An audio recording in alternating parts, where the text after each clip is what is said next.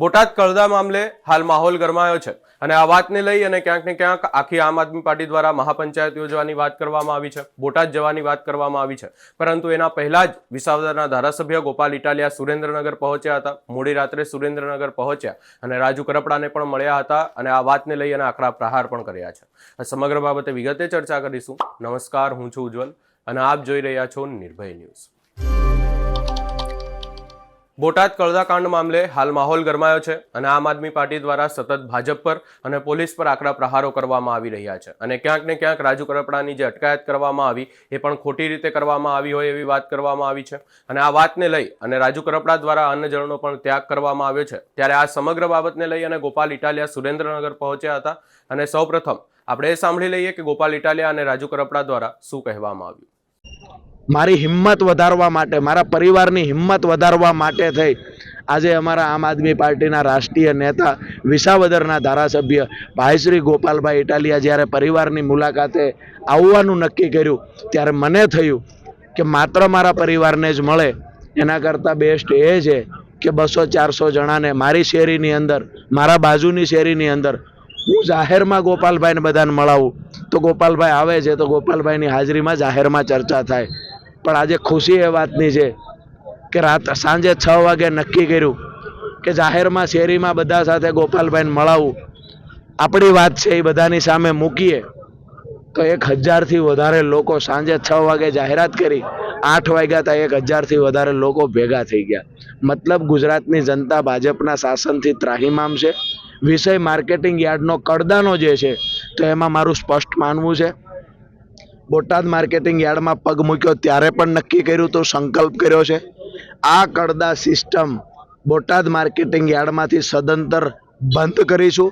જ્યાં સુધી બંધ નહીં થાય ત્યાં સુધી નવા કાર્યક્રમ કરીશું.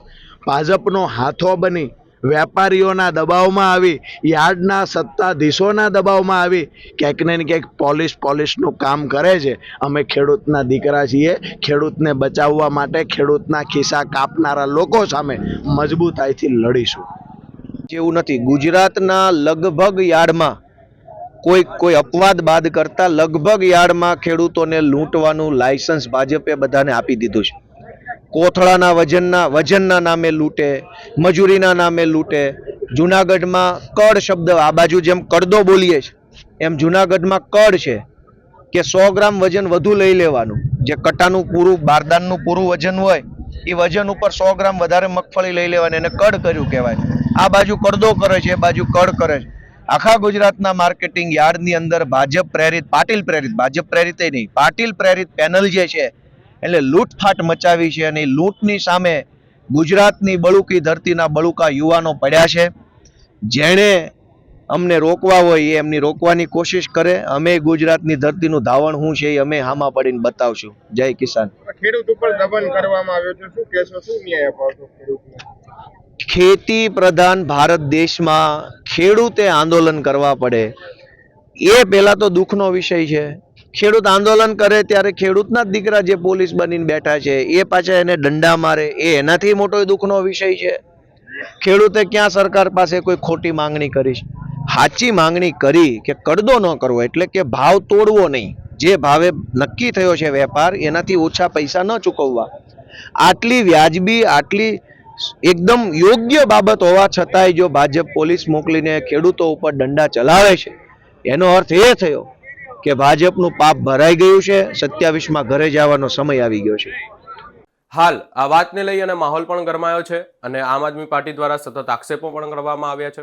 અહીંયા કહેવામાં આવ્યું છે કે જ્યાં સુધી આ વાતનું જે છે સરકાર દ્વારા યોગ્ય જવાબ નહીં આપવામાં આવે, ખેડૂતોને ન્યાય નહીં મળે, કળદો બંધ નહીં થાય ત્યાં સુધી આ વિરોધ યથાવત રાખવામાં આવશે એવી વાત કરવામાં આવી છે. આજે મહાપંચાયત છે અને મહાપંચાયતમાં હવે આગળ શું થશે એ તો જોવાનું રહેશે. જેમ રાજુ કરપડા દ્વારા કહેવામાં આવ્યું હતું અને નિવેદન આપવામાં આવ્યું હતું કે તેમના ઘરની બહાર પોલીસ ગોઠવી દેવામાં આવી છે, તેમની જે છે તેઓ બહાર નીકળશે તો તેમની અટકાયત કરવામાં આવશે એવી પણ વાત કરવામાં આવી છે. હવે રાજુ કરપડા શું બોટાદ પહોંચશે કે નહીં એ પણ એક પ્રશ્ન છે. ત્યારે આ તમામ બાબતને લઈ અને હાલ નિવેદનો આપવામાં આવ્યા છે. આ સમગ્ર બાબતે આપનો શું અભિપ્રાય છે અમને કમેન્ટ કરી જરૂર જણાવશો. અમારી ચેનલ નિર્ભય ન્યૂઝને લાઇક, શેર, સબસ્ક્રાઇબ કરવાનું ભૂલશો નહીં.